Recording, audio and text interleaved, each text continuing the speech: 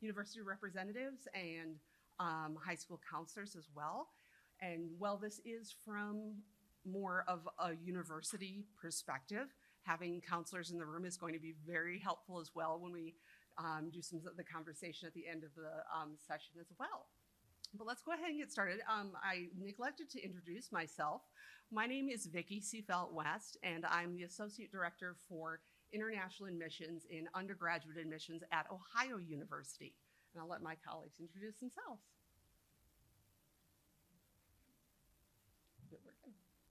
Hi everyone, my name is Rohit. I'm the Associate Director for University Relations of Outreach at Unisys. Very happy to see all of you here, and hopefully this session will be helpful for some of you. Thanks. Hey, good morning everyone.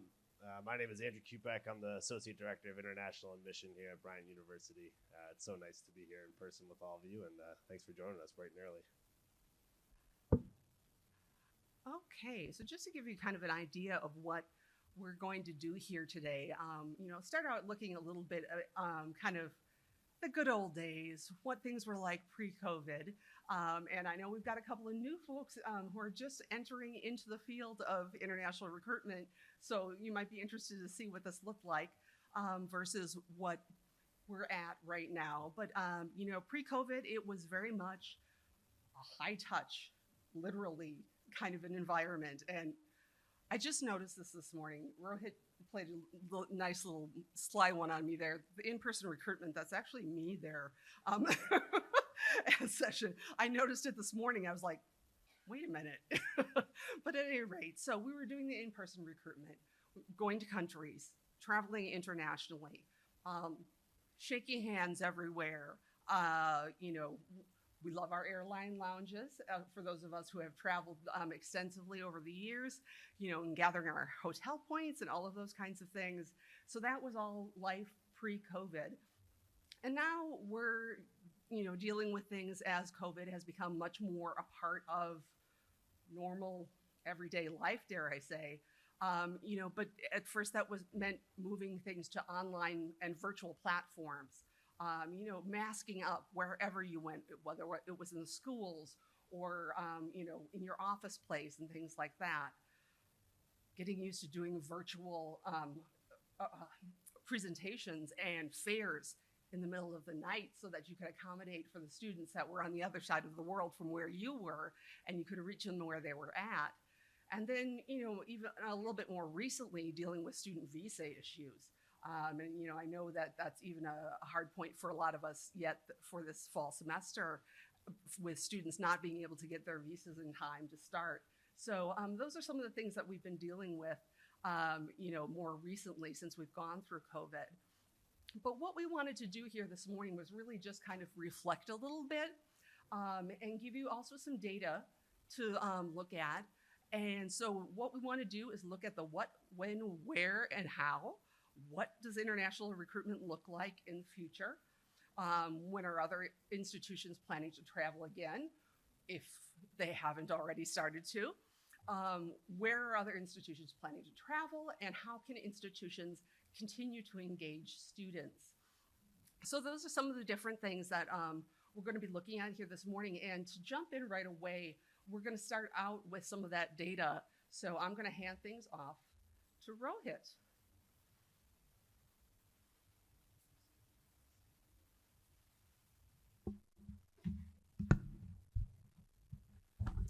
All right, thank you, Vicki. Good morning, everybody. And I want to thank our virtual audience as well. We can see you. So thanks for being with us this morning.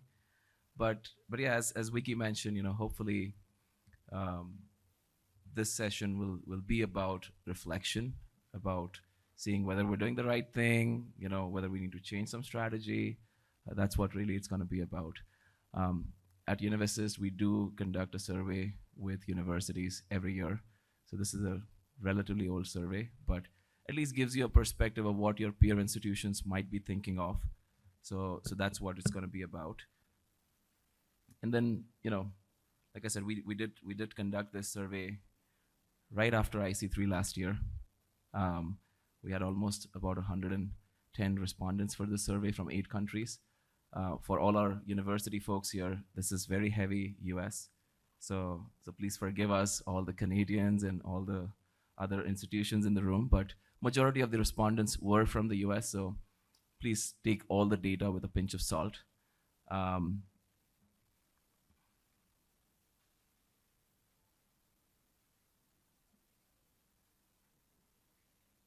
I can't even see what slide it is. All right, so in terms of, student enrollment,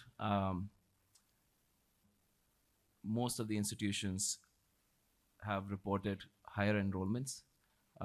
Okay, sorry, this slide is about the types of universities. So just from a demographics of the universities, this is what you get to see, the kind of institutions that have actually taken the survey. About 30% are more than 2,500 international students. So, and these are typically the large institutions. But there are institutions with, about 100 to 500 international students as well. So it's kind of a good mix of institutions, right from small privates to large research. So again, it's pretty diverse that way. In terms of number of international recruitment events per year, majority of the institutions have reported 50 or more in events in the last 1 year before the survey, and this is purely accounted due to the virtual events that universities have been doing. Unfortunately, we didn't have a range more than 50 and above, because there are institutions, I'm sure, in the room that have engaged with more than 100, 200 events, if you actually count all the webinars that we've done. But I do want to quickly point out that most of the institutions that have engaged in 51 or more events are also the ones that are 2,500 plus students. So we can see that majority of the institutions that have been engaging in more events are the ones that already have higher number of international students on campus. In terms of pre-COVID, and of course we're calling it during COVID, we're not past COVID yet, but I think it's pretty evident that student engagement has gone up for majority of the institutions. The ones that have engaged with more students, it's purely due to the virtual events. In fact, anecdotal information, and we'll have some data on that as well. Majority of the institutions have started seeing applications from regions where they haven't traveled in the past yet. They probably haven't even gone there for in-person recruitment. In terms of counselor engagement, we can see that for most of the institutions, these counselor engagements have been either flat as previous years or has increased. The ones that have said that it has increased are also the ones that have reported a higher year-on-year enrollments at their institution. So I think the counselor engagements have been working for a lot of institutions, especially in the last 2 years, where there has been a lot of turnaround with counselor community within high schools across, especially in Southeast Asia. If you've engaged in Southeast Asia, you'll realize that a lot of expats from those regions have gone back to their homes, and there are new counselors over there. But counselor engagements have really been one of the keys for institutions to enroll higher number of students. In terms of the diversity, like I was saying earlier, majority of the institutions have reported higher diversity on campus. Just as an organization, we've gone from engaging in 35 plus countries to 70 countries now, and all thanks to the virtual recruitment tool. But I do have some statistic on this, which is 80% of the institutions that are reporting higher diversity, they have been engaging in more than 51 events per year. So these are essentially some of the institutions that have been investing heavily on recruitment for the last 2 years, especially the virtual ones.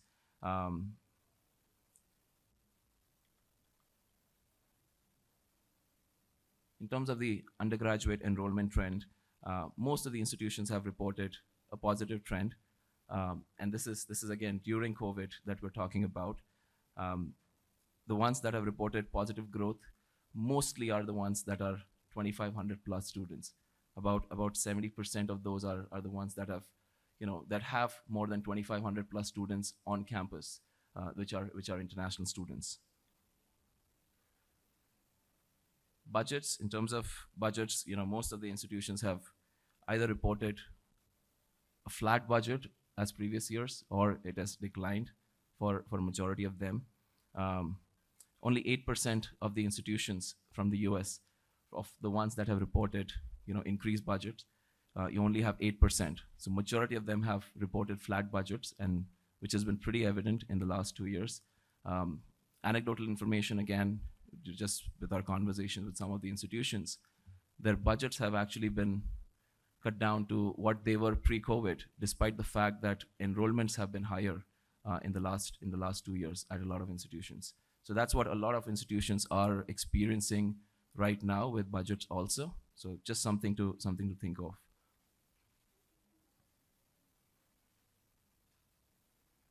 In terms of the travels, the majority of the institutions have reported the travels to increase either moderately or significantly. And we're all in this room, so we're already seeing people starting to travel. But the institutions that have reported a decrease in travel are also the ones that have had a significant cut in budgets, more than 20% cut in budgets. So these are institutions that have also, by the way, reported that they're going to continue doing virtual, but they're not going to do in-person travels anymore, at least for a good foreseeable future. And then when are institutions planning to travel? Again, as I said, this was done in end of September, so that's why you see fall 2021. But we see institutions traveling already, and majority of them have said spring. I'm assuming the fact is because a lot of them were relying on yields this year a lot. The counselors in the room can actually, acknowledge the fact that majority of their students have been applying to more institutions now than ever. We have been speaking with counselors. Students are applying to 15, 20 universities as compared to 8 or 9 universities in the past. So the focus for a lot of institutions this year has been yield. And I'm pretty excited to see some of the reports that will churn out this fall with the open door reports for the US, because all institutions that we're speaking with at least are reporting higher number of applications, and that is probably because of the number of universities that these students are applying to. So just something to think of. In terms of their preferred student recruitment initiatives, virtual fair remains to be the most popular one, and I think virtual is here to stay, and most of the institutions continue to do a hybrid approach. If you actually look at the data over here, you'll notice that most of these are the ones that are direct recruitment with students, with parents. The ones, almost 60% of those who prefer virtual fairs have also reported higher student engagement, and they've also reported higher year-on-year growth in enrollments. So that's just something that we can take from this. And this again, just from a format standpoint, what are they expecting? Are they looking at agent meetings, student fairs, visits to high schools remains to be the most popular. So for all our counselor friends here, please do accept all our requests. That's something that a lot of institutions are really looking forward to.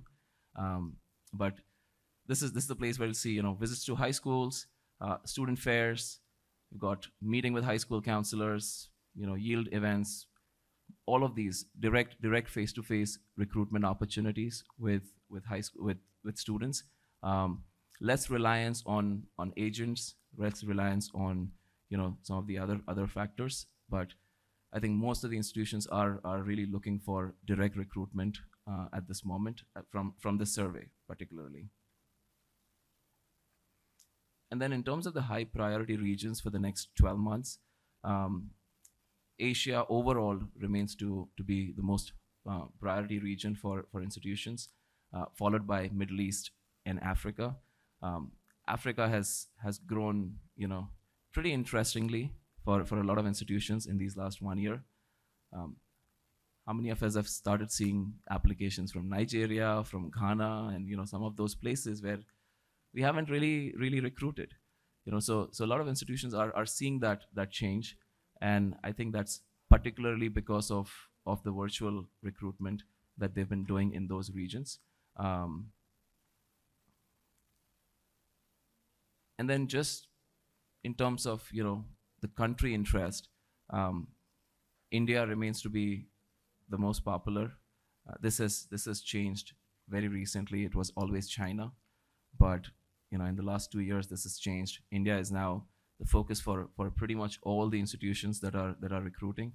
China has been pretty difficult for most of the institutions, but it still remains to be one of the top priorities, followed by Vietnam, Panama in Latin America.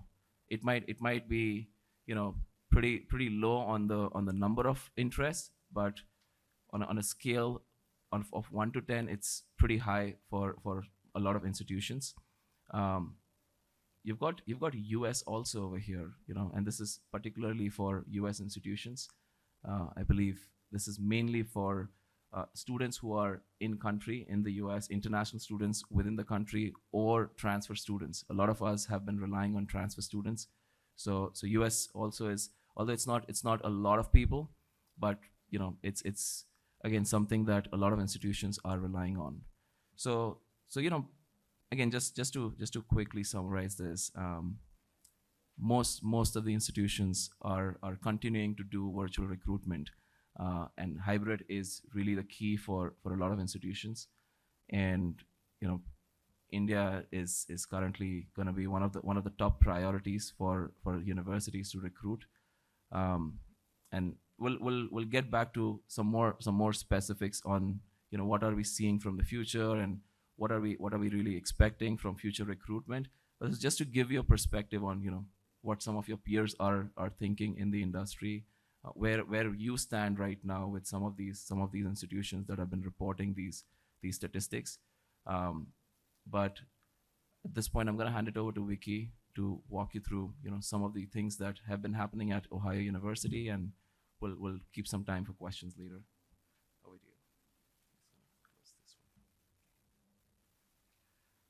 one. Okay, yeah, so we're going to look at Ohio University as our first case study this morning. And just to give you a little bit of an overview of who we are at Ohio University, we're a mid to large size public university, one of the oldest in the United States, not to be confused with our much larger big brother just to the north of us, but we often are.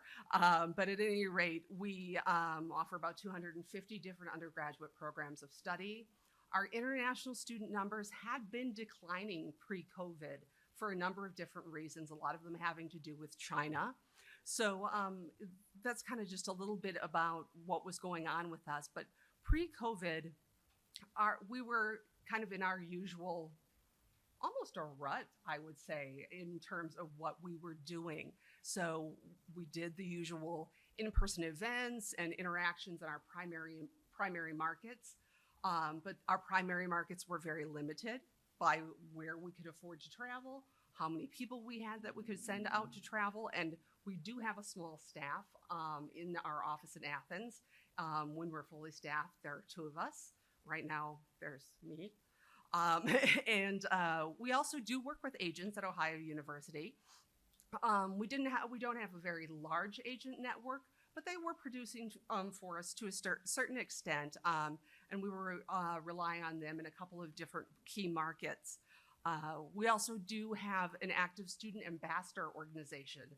Now, they were not as active at the time as they have become since COVID. I'll talk about that a little bit more in a bit, but the volunteer position, part of the issue, but also that we wanted them to be doing outreach when they're coming home. Well, they don't always go home that often, and we were not investing in any platforms like Unibuddy or similar platforms where students could reach out to the ambassadors very easily. So it was limited in what they were able to do.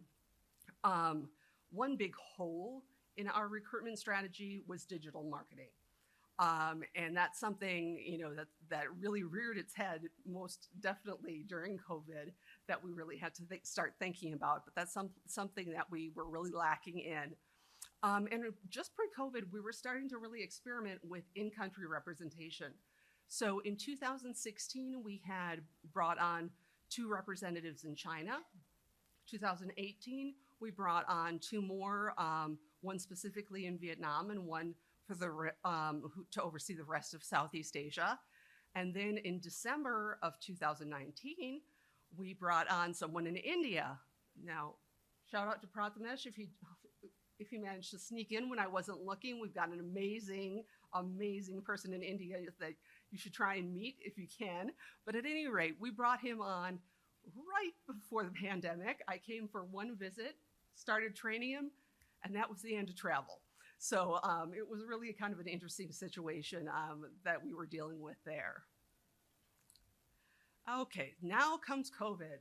Panic. What are we going to do? So basically, it became what I like to call the spaghetti phase. Throw it at the wall, see what sticks. Try whatever you can. Sometimes you might even have to throw the kitchen sink. Whatever you can do, or to put it another way, if it moves, make it virtual. Try it all. So, make the fairs virtual, webinars, school visits. Try and work those out so that you can do school visit presentations virtually, which for a long time was very difficult because the schools weren't in session. Do your agent trainings virtually. Again, more difficult because some of the agents were having issues in terms of keeping going. Counselor meetings, advising appointments with students, doing those virtually as well. But then one thing that was also kind of an interesting thing that we were able to do was what I call tag along on our domestic virtual events. And in a way, it kind of leveled the playing field. So we had to make our campus visits virtual, right? Pretty much all of us did. So now suddenly we had our international students being able to take part in and experience the campus in a way that they wouldn't have been able to do that before, whereas domestic students had much more easy access to checking us out. There were things that now international students were able to do that they hadn't been in the past just through that kind of a virtual connection. So this is what we're doing. We're throwing it all at the wall, trying to see what happens. And basically, trying to figure it out. I came upon Phoebe getting in the wedding dress situation here. What do I do? How do I make this work? And how do I figure out which one of these, which of these different platforms and which of these different avenues is going to work for us? And basically it was say yes to assess. So try everything. Great. Try it out, see what works, try out the different platforms for the virtual fairs, try out different types of webinars, expanding the different types of subject areas you're doing with webinars to try and generate interest, all of those things. Getting up at 2, 3 in the morning, doing the virtual fairs, all of those kinds of things. So it became a lot very, very quickly.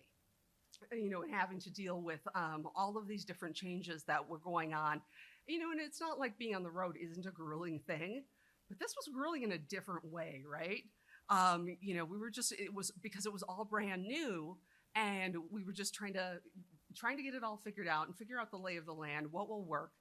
And so that could lead to a situation of being a little bit overwhelmed, where the case study in our case was you can't do it all. And you'll forgive me, once I had Phoebe in the wedding dress store, I kind of went down a rabbit hole with, a little bit of a metaphor here with the wedding dresses. So just bear with me on that.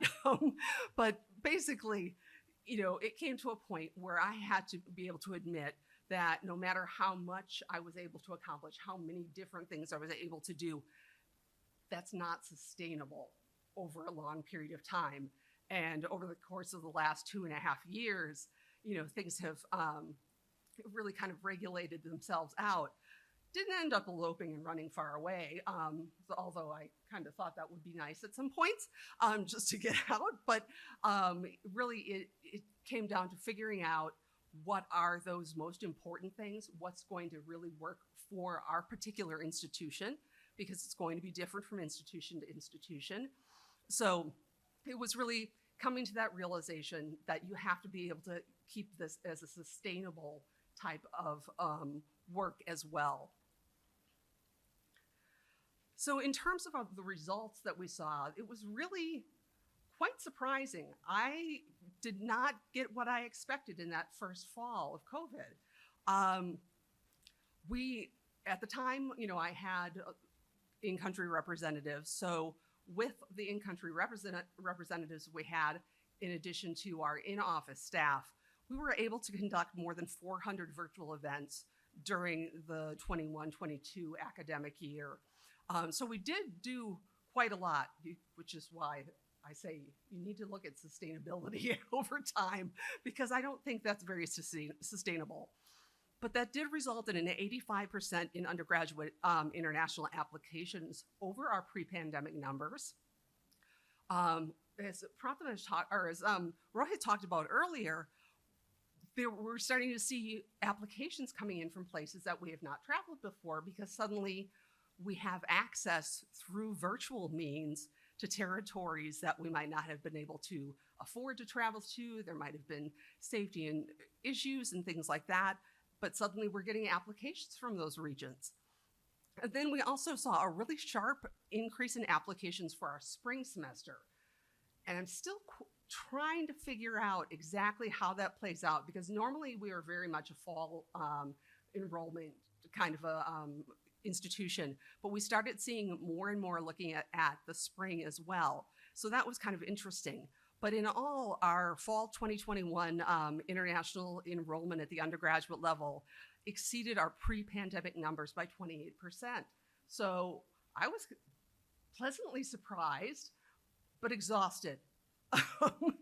And so we have to kind of go back and reflect and see what were the things that worked, what didn't work, what were the challenges, and how do we move forward from there. So, some of the challenges that we talk about are very common. We all talk about Zoom fatigue, and yes, it is definitely real. For our counselors in the room, there was so much competition for your time and your attention from all of the different university representatives wanting your virtual time and virtual time with your students. So the counselors were getting overloaded, right? I mentioned sustainability, that's a big one. We were dealing with, from our perspective, agency close downs, slow downs, so we were no longer able to rely on some of those channels the way that we did before. We did start having staff reductions. We did have an advisor position for a while in our office in Athens, and then that ended up going away during COVID. We also ended up jettisoning our representatives in China as well. So we did start seeing some shrinkage of our resources in terms of staffing. I talked about the fact that we're often mistaken for another institution that is from the state of Ohio that is very well known. So we've struggled with brand recognition. And so we had just really, prior to COVID, started to build brand recognition as Ohio University, particularly in places like India, for example. And now it was like we had to start all over again in doing those things. We had, as I've alluded to already, varied success with our in-country representatives. So we had to let the ones in our relationships in China go because they weren't yielding results. So our China number has continued to go down. Then we brought on someone in India, and in the midst of COVID, it has worked in nothing but the COVID world and has done magnificently. So it really depends on a lot of different factors if you're thinking about working with in-country representatives. And then figuring out which providers and which platforms are going to be the ones that are going to be the best for you to work with in terms of what your programs are, in terms of what the profile of students are that you're looking for. So there's so many platforms out there. It's challenging to figure out which ones are the best ones for your school. But what worked definitely were multi-school events. And I know the counselors are big proponents of this. If you can come in as a group to virtually present to their institutions, they're a lot more open to having you there. And in Ohio, for some reason, one of the states lagging behind in having a state consortium. This was the tipping point.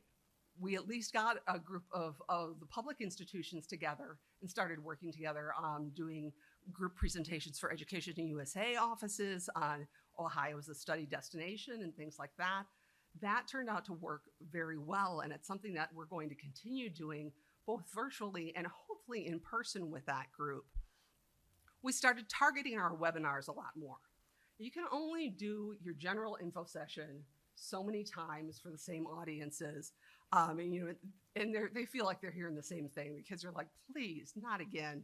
Do I have to listen to another one of these? So figuring out ways that you can really engage the audience in something that they want to hear.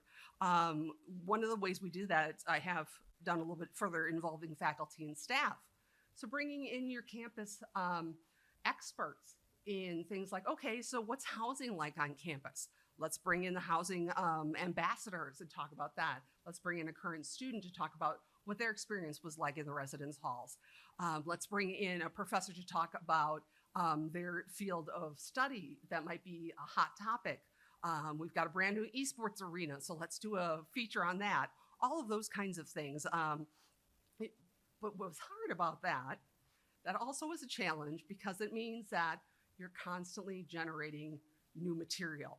So it wasn't just where, you're hitting the road and you're given the same spiel over and over again. It was like every time you did another presentation, you had to come up with another presentation. So it was challenging to do that as well, but it really paid off, I think, in the long run.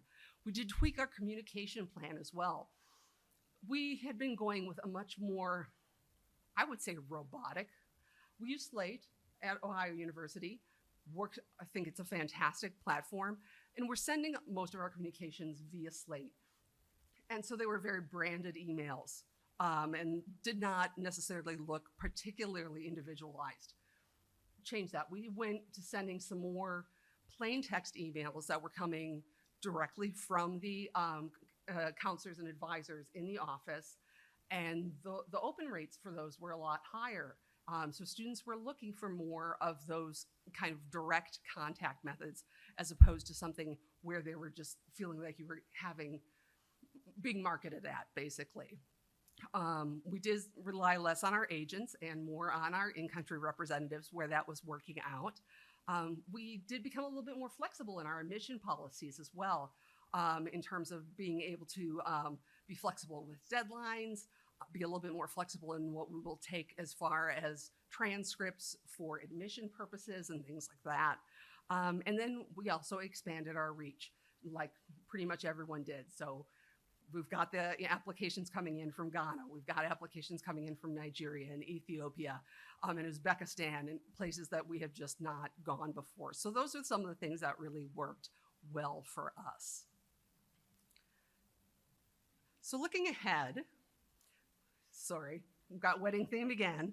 So what we're talking about doing is really looking at a mix and match kind of a situation for moving forward. So let's take the best of what worked for virtual and combine that with what we were doing prior to COVID that worked really well. So integrating virtual and in-person as much as possible, continuing to develop those in-country presence through representatives.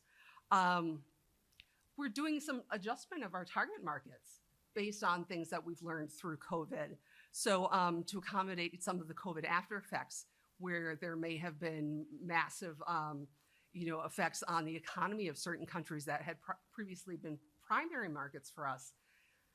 Now we have to take that into consideration that those students might not be able to afford to attend anymore. So keeping considerations like that in mind. continuing that focus on diversification now that we had expanded our reach, continuing to do virtual and maybe in-person travel to some places we've not been before. Backyard recruitment, which is something that Rohit had mentioned earlier as well, looking within the U.S. for students, international students who are already there to recruit from within, and then trying to fill that hole that we had in our strategy to begin with digital marketing and social media outreach, and because that, as we saw throughout COVID, became such an essential way to reach out to students. So those are some of the things that we're looking at doing moving forward with our mix and match bridal ensembles. And so I hope that is a little bit helpful to you. At this point, I'm gonna turn it over, and we're gonna look at a case study from a quite different institution.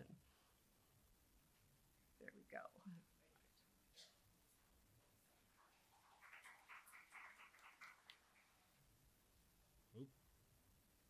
What'd I do?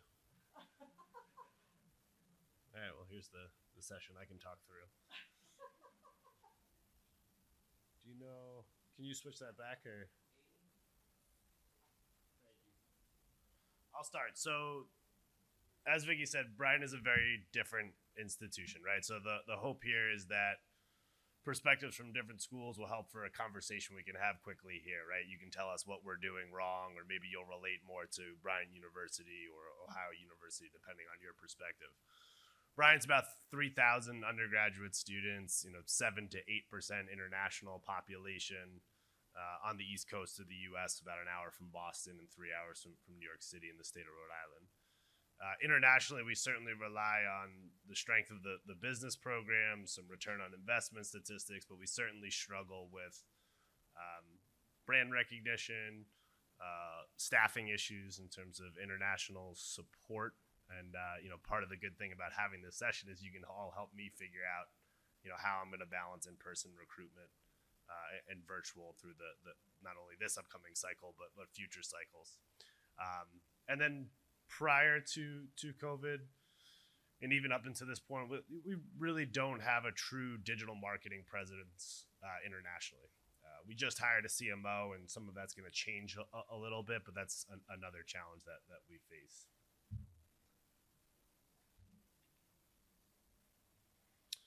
So similar to Vicky, pre-COVID, Bryan was very traditional in our recruitment, right? It was fly to a place, school visit, meeting, interview, fly to another place. A lot of in-person tours, small group travel, individual school travels. We did have email communication plan, some WhatsApp messaging, but pretty limited in terms of what we were doing from a virtual standpoint. Some Skype interviews. It's actually amazing to think back now that interviews are a big part of our recruitment strategy, that we weren't doing more virtual interviews at that point. We were doing some print marketing, but again, the digital marketing was pretty limited. From 2017 to 2019, we had applications from 121 different countries. We enrolled students from 43 different countries. That has decreased slightly to 37 countries in this upcoming year. You can look at the top enrollment countries. That's remained pretty consistent. Like, we really focused on some of our core areas, like India, Dominican Republic, Turkey. We were able to increase in those areas. Vicky mentioned some of the challenges in China. So we have a campus in China. We've seen decreases there. We've seen decreases in Ecuador and Vietnam, but pretty consistent in what it looked like there. So in terms of as we made the transition to virtual recruitment, a lot of the same things that Vicky mentioned, right? Meet your counselor page, the virtual interview transition. We invested heavily in virtual fairs. It certainly helped us from a lead generation standpoint. We'll talk about the consequences of that on the next slide. We started to do school visits. Quickly found out it's not the most completely effective way of going about things. And as Vicky mentioned, I can't speak highly enough about partnering with other institutions. Darren is here at Skidmore. We did virtual visits together. I partnered with local colleagues of mine to do presentations on, explaining what an interdisciplinary education means, right? Providing more actual education and service through the recruitment process. We found that to be more effective. Essay workshops through Education USA. I'm a student athlete, so I thought about my own core competencies, giving presentations virtually on what the athletic recruitment process looks like. That's very helpful, challenging process for students. Certainly reflected internally about, what Bryant does well. We have an excellent dean of the College of Business who's originally from India. We have a director of our career center who has a really broad international focus. We have a really true core competency in design thinking, right? So designing webinars that is sharing this knowledge that reflects what Bryant does well and actually providing value to families and to students. And then I think I will speak for counselors, but I think from a counselor standpoint, it's a lot easier to share that information when you know this is going to be something that's very helpful to students through the recruitment process. So those type of activities virtually, we saw to be more effective. The live streaming of the on-campus open houses and admitted student days is pretty interesting, right? That's something that was exciting through the pandemic. It opened up doorways and pathways for international students to view those type of activities and feel that engagement and what it's like to be a student on campus during those days. Virtually certainly helped us from a MELT perspective, incorporating our international student orientation earlier virtually, throughout the summer. I would also go back to the partnering with other institutions. For some reason in higher ed, and I guess all industry, we have this thought process of you don't want to partner with similar institutions. And I would argue the opposite. I've done presentations with Bentley and Holt Business schools that are very similar to Bryant University, and I find that to be an effective method as well. But if you look at Bryant University from a 6-year perspective, this top line is applications from 2017, the next line is admits, and the bottom line is enrolled students. I didn't use numbers, but you're talking about a 250 application variance from top to bottom on the top application line, about 125 admits variance from top to bottom, and then that's about a difference of 15 students on the enrolled standpoint. So really interesting. You see this pretty dramatic variation from an application standpoint, some ups and downs admit-wise as well, and then you see it get a lot more flat on the enrollment standpoint. So really the 2020, 2021, 2022 international student enrollment at Bryant only varied by one student. Right? So we're very fortunate that we were able to kind of maintain our international student recruitment. Where those students were coming from had changed a little bit, but it's interesting to see that, right, you have these dramatic declines in applications. And then all of a sudden this year, through virtual recruitment, or just moving past the pandemic a little bit, we have this sharp incline in applications, almost to the point where we're back in 2017, which is almost one of the high points for Bryant from an international student application and enrollment standpoint. But then you see as that changes, right, you still have that spike in admits because that makes sense because it's similar admit rate following the application number, but that enrollment number stayed pretty flat. So there could be a variety of reasons for that. It could be that the international admission rep at Bryant University is really bad in terms of yielding students. For me, from my perspective, I think some of the things Vicky shared about is we saw applications from different places. We did virtual events in places we haven't traveled for, right? So we're building a larger inquiry pool, right? But it becomes much harder to yield those students because of the brand recognition of Bryant within those places, because of some of the challenges associated with enrollment and moving to the U.S. for education from some of those places. Also, a lot happened from us from an admission standpoint throughout the pandemic, right? So we did year-long case study into the Duolingo. We accepted the Duolingo in 2020. We used to have a test optional essay for our students. We removed the test optional essay, right? Taking another barrier away from test optional students through the application process. We made some investments into some lead generation, so essentially search engine optimization, capturing students' names, right? So that helps in terms of creating applications, but again, harder to yield those types of inquiries.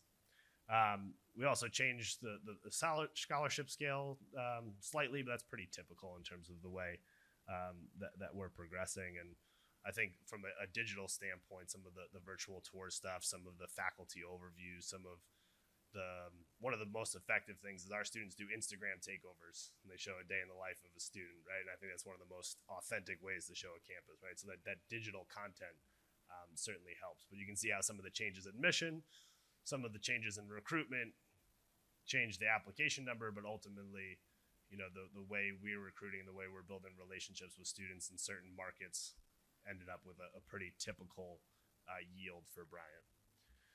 So I think what we've learned is, just as Vicky said, we're going to continue to balance both.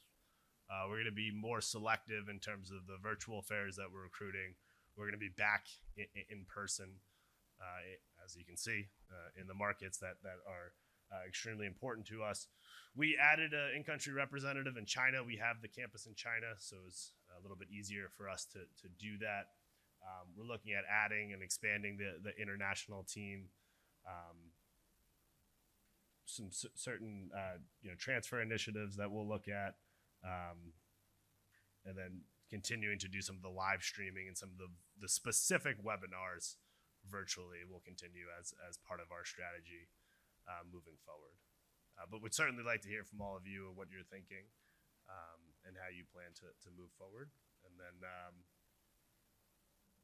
we're going to share some of these predicted scenarios of what we thought will come for institutions as they move past the pandemic into this hybrid model of recruitment.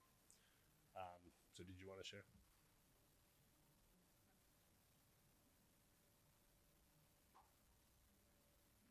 All right. So hopefully, this was a little helpful. I know a lot of our institutions are already doing some of the things that we've talked about, but for some of you who might not be doing it, I think this just brings in a perspective. But these are some of the predicted scenarios that we're expecting in the coming future. Focus on bigger countries with excellent healthcare and facilities. Just the sheer fact that when you're traveling to a country, there's still a lot of uncertainty. And you want to make sure you're traveling to a country where you will be well taken care of. So I think that's going to be one of the focus. Hybrid approach, we've already talked about in tier 1 and tier 2 cities. We'll probably continue engaging with students from regions that we are not traveling. A lot of institutions are already going through some of those budget constraints, and it might not be physically possible to travel everywhere. Just also the fact that the overhead costs have increased now. Like a flight to India earlier, which would be maybe $1,800, is like a $3,500 now. So just some of those things for a wider outreach in some of those cities that you might want to explore but not willing to travel in person. That's something that we're expecting. Data-driven approach to recruitment, which is looking at our reports and seeing where are we seeing more interest from, where are we seeing more applications from, where have we seen more applications in the past that we're not seeing it now, and seeing what are we doing wrong about it. So that's something. Timing is everything. I think a lot of things have changed in the last 2 years just from a schedule standpoint at a lot of schools. Our counselor friends would agree to that. Just see for folks who actually engage with CBSE and IC. I mean, now they've got mid-yearly examinations, which were not there earlier. So a lot of changes with things, and for institutions who used to work with a certain timeline in the past, we'll have to just relook at those timelines. And so yeah, that's really learning, unlearning, and relearning some of those things. Counseling, not just recruiting, not just scouting students, is something that we advocate for as institutions.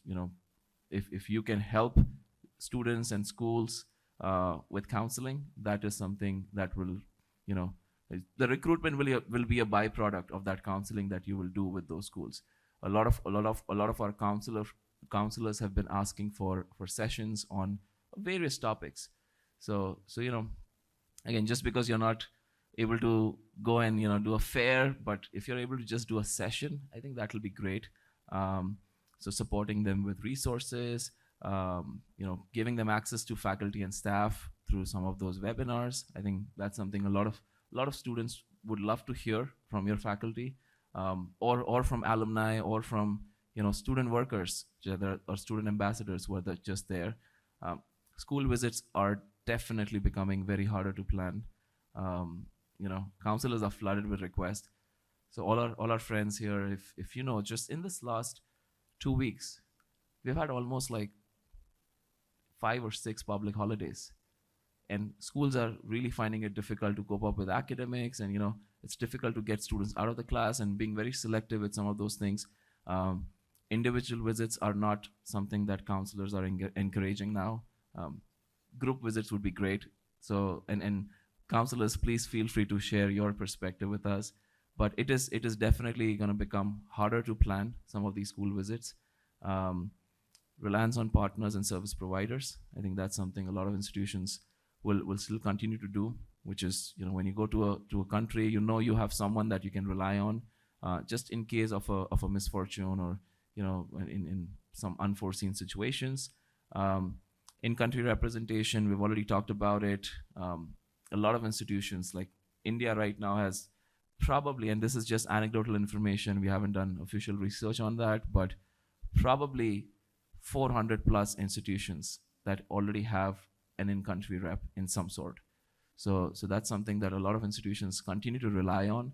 And I think just in the last 2 years, one of the things that has helped with that particular approach is you don't have to be awake at 2 a.m., 3 a.m., midnight to take some of those sessions, especially the folks on the West Coast. The time difference really troubled them, I guess, with Southeast Asia in particular. So that will be something that will continue to happen. Low cost lead generation. The lead generations will continue to happen, but we'll have to just try to find some of these low cost lead generation activities.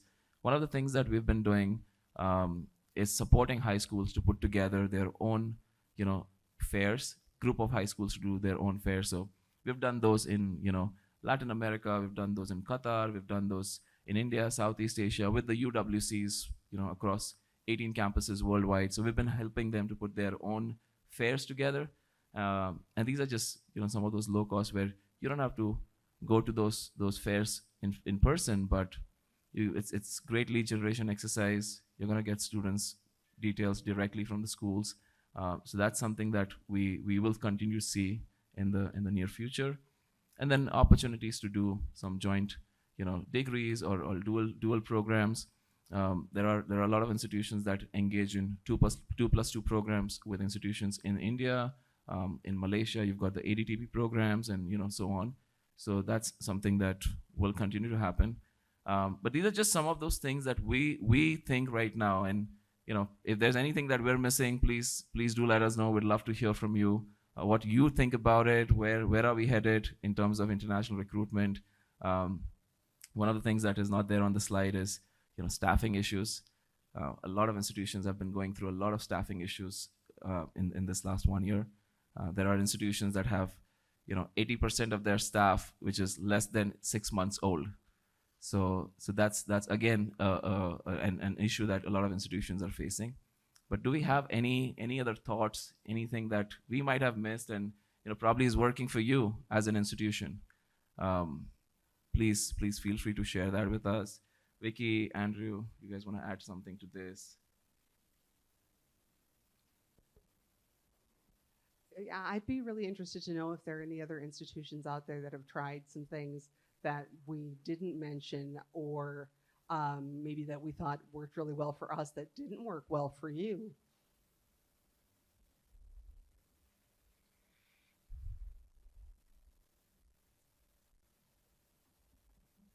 Hello everyone, I'm Manisha and I represent RMIT University Australia South Asia Hub. Just an observation and a question. Do you see in the post-COVID scenario if there's any change in the mindset of the students wanting to study overseas, whether it's in terms of the student experience, their expectations?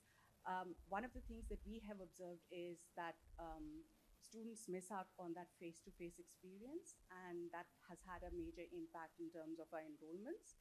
and we are trying to address that through summer school programs and online virtual internships. So just wondering if that's something that's being observed across the board by other universities, and if there are other strategies being adopted for that. Thank you. Does anyone from the audience want to chime in there?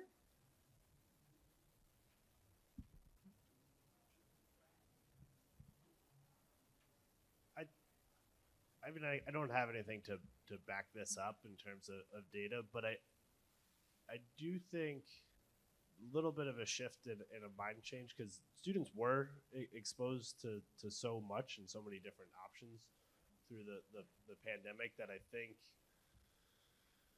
in some situations, I think the looking beyond different options or specific regions or different countries. So yeah, I think that will change in a little bit, and students looking at different options than they might have previous to the pandemic. In a lot of ways, I think for many students, it will just return to normal, and then looking at the same options or the influences from their family or their background will still determine where they'll end up going to school. But I do think there might be a change in terms of looking at different options because they've been exposed to so much. Yes, ma'am. Can we have some mics being passed around the room? Okay, awesome.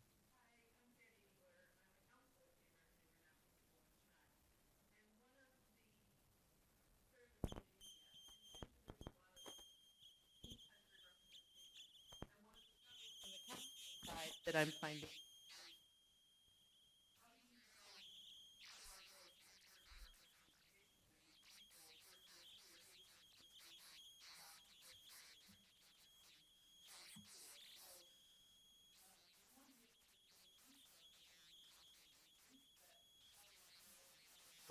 Is it true? We're bombarded with companies and agencies all saying they represent this and that, and how do we actually know who does?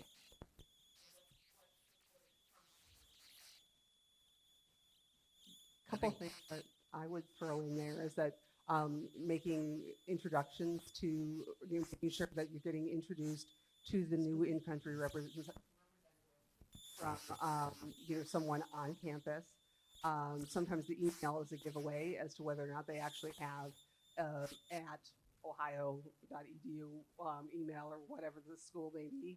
But making sure that introduction is being made by someone higher up from the institution themselves. Here is our new representative in X country. We're really excited to have them be able to work with you, and we hope that you'll be able to welcome them to campus. And if you have any questions about anything, please do feel free to get back with us on campus. And I think you're also looking at authenticity, whether those in-country reps are really working for that institution, whether they're really, a dedicated staff, or they're just some agents representing, institutions. I think a lot of schools have a closed door policy for agents, and that's something that we're continuing to see. So as long as, I think most of them, they would have their own university email address, and I think that's something that you'll have to look out for. Yes.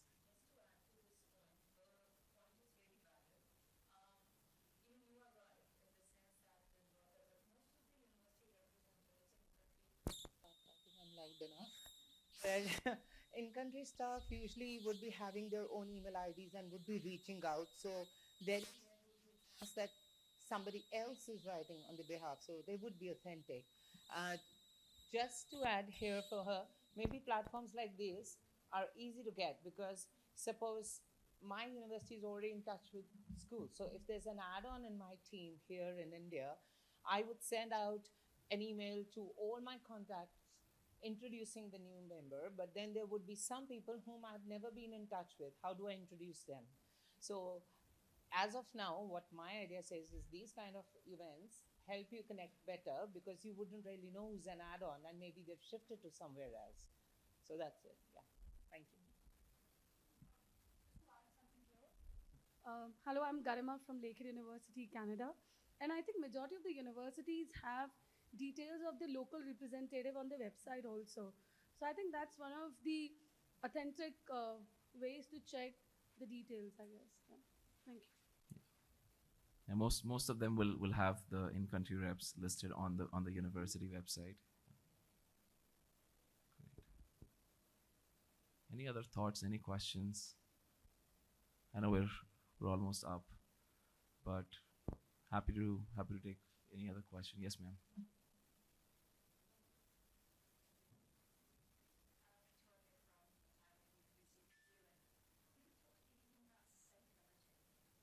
And it might not be brought up in your universities in the US. It's huge for us in New Zealand. And we're getting management, high management, who probably think that this is a very glamorous, job that we have. And we have, in-country reps, but they still want to sort of see how we're dealing with sustainability. All my airfares for the first time have carbon credits next to them. They're asking about in-country reps. Can they use trains? Can they be more sustainable? So I was just wondering if this is a problem that you guys are having. If not, it'll probably come up. And also probably just to let the councillors know that hybrid is still so important for us to actually justify ourselves doing this job in a sustainable way as well. Yeah, thanks for bringing that up.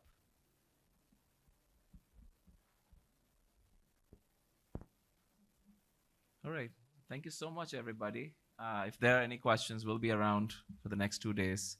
But thanks for being here with us, and have a great conference.